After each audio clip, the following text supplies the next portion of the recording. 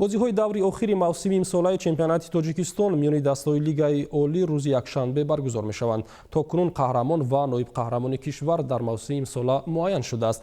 Даври охир ба ҷуз аз дастаи Регарта даст ки Лигаи Олиро тарк намуд, барои аксар тимҳо аҳамияти зиёд дорад.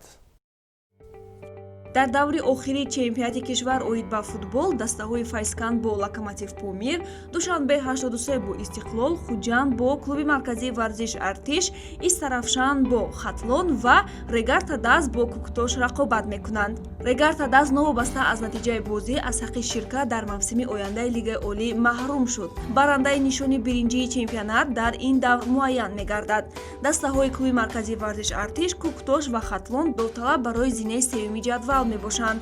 Дастаи дуюме ки Лигаи Олиро тарк хоҳад кард, пас аз рақобати Файзканд Локомотив муайян мешавад.